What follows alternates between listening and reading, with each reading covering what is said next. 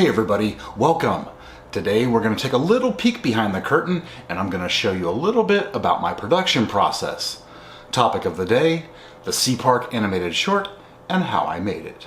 The 30-second animated short actually first appeared as a Christmas theme version in episode 59, A SeaWorld Christmas, as part of the episode's meal montage. I was trying food from the Chicken Snack Shack and ordered one of the chicken sandwiches, which ended up inspiring the short as a bit of an homage to South Park. The song in that version was called Jingle On Down to SeaPark and was a hastily thrown together mashup of different versions of Jingle Bells and the South Park theme. I then recorded the standalone version, which replaces the lyrical Christmas themes with a personalized SeaPark/SeaWorld pass member narrative. Now, to be clear, I love South Park, but there's a lot of episodes I haven't seen. So when I made the animated short, I had no idea that there was an episode of South Park that revolved around a place called SeaPark. But that kind of thing is bound to happen sooner or later. It wouldn't be the first time that I've had an idea and someone else had the same idea. But I digress.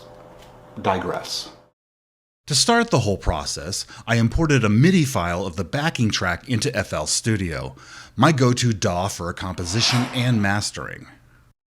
After customizing the arrangement and mixing, I exported a wave and loaded that into Cakewalk, my go-to DAW for vocal and real instrument recording. If you're on PC, it's free and full-featured.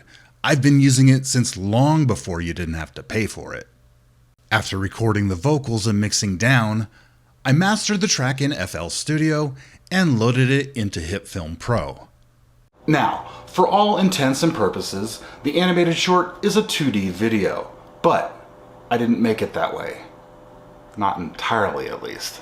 Now, I created the majority of my visual assets in Clip Studio and exported as PNG files, with some of them being animation frames. And some of the ones I used already existed from previous videos. For a project like this, I felt it would be best to mostly forgo the standard editor timeline in HitFilm and do the majority of the animation in composite shots to utilize the advantages of a three-dimensional workspace. Kinda like the real South Park, but let's be honest, they do it way better. And since I was using a 3D workspace, I started by building a background model of SeaPark in SketchUp to create my primary virtual set. I did the same for the other backgrounds in the short. Once I was finished building the model, I exported a DAE file, converted it into an FBX file in MeshLab, and then imported it into HitFilm. With all of my assets together, it was time to make the cartoon.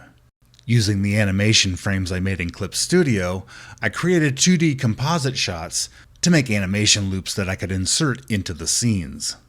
I started by dropping my 3D model into a composite workspace and getting it properly oriented.